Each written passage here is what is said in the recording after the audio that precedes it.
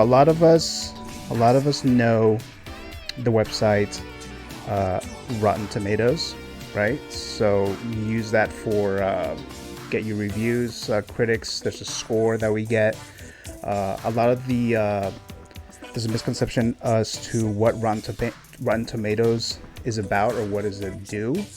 I know there's a lot of people who believe that the Rotten Tomatoes, the website itself, is giving out the score, like that's their overall score of any particular movie, but that's not actually how it works. The way it works is they have several critics who join and are admitted into Rotten Tomatoes website, and all these critics from different sources, different YouTube channels or papers or journals or whatever the case might be, those critics in Rotten Tomatoes, they represent that particular source, and they give their review, their score of that particular movie. And based on all those reviews from all those critics and the totality of it, Rotten Tomatoes gives a score. Fresh is a tomato, fresh tomato, and then obviously if it's rotten, if it scores under 60%, then that is like a splat or whatever, which is rotten. So that's where we get the Rotten Tomatoes. So that was just something that I know some people believe that it's the website itself that is giving you the score, but it's actually not the case. And it is important that I mention that because the report that we got earlier this week is also going to be very important that you know this.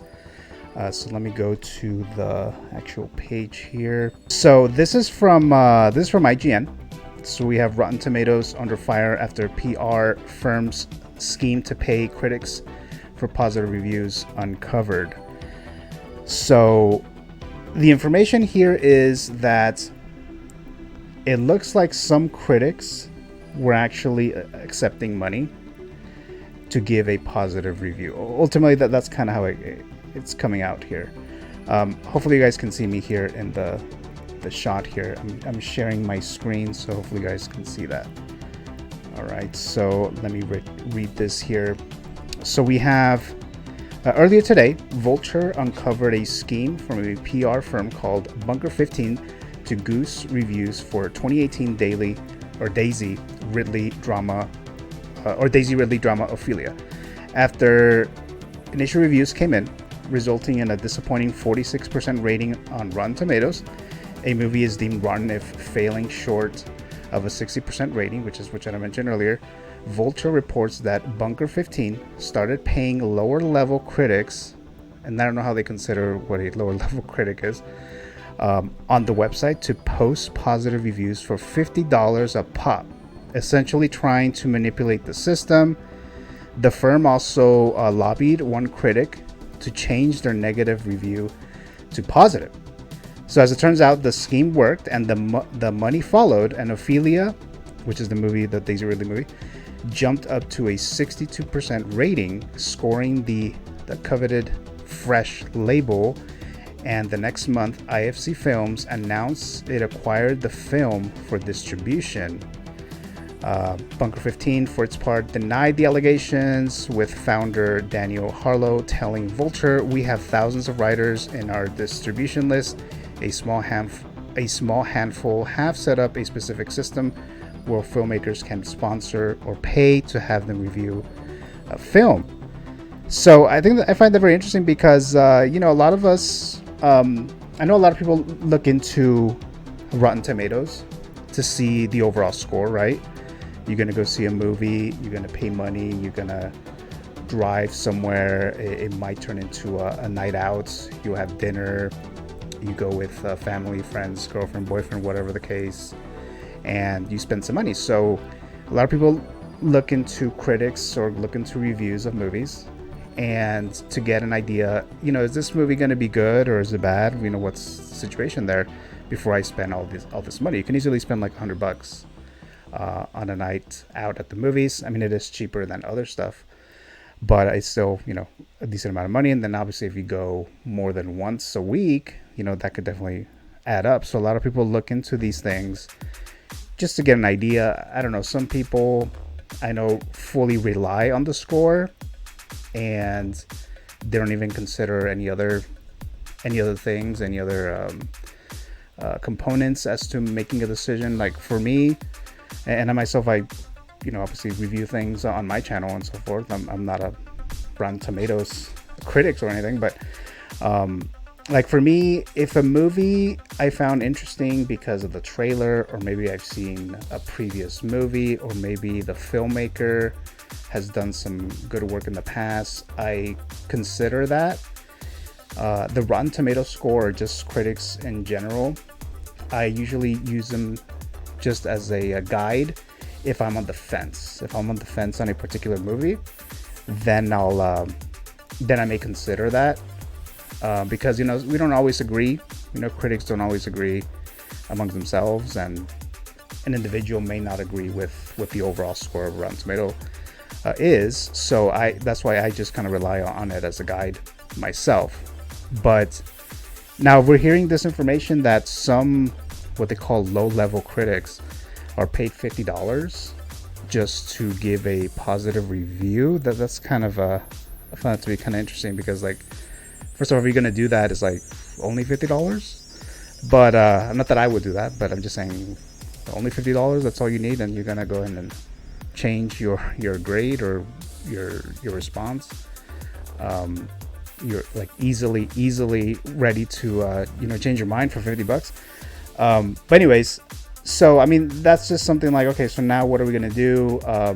How many critics did this? Now when you see Rotten Tomatoes, are you going to actually rely on it? If you were an individual who would rely on it very deeply, very thoroughly, because now this is going to be in the back of your head that, well, maybe this was paid, this good score. But I don't know how many people have actually done that. I'm not sure. I don't think that there would have been that many of them, many critics that actually did it. But based on this movie that they addressed here, Ophelia, which I never even heard of that movie, to be honest with you, I never even heard of it. But obviously it changed. The score, they said it was 46% rating on Rotten Tomatoes, and then it went to a 62%. So I mean, it also depends on how many critics actually review. So the fewer amount of critics, if you change it, just a few of them, a handful of them change their score to a positive one, it will be a big significance. So there's that into consideration there. But the main thing about this is like, well, Rotten Tomatoes is not, I mean, ultimately it's not really their fault. There's some critics that were, I guess, selected or to do that. And again, these are all allegations, but it's like, we don't know for sure. But obviously this report came out. And yeah, so I don't know. What do you guys think about this here? Now, when you try to watch a movie, do you consider Rotten Tomatoes as your source? Like, if you see a fresh score in a movie, do you actually go and see it because it's fresh, or the opposite? If it's rotten, you just completely gonna avoid that movie.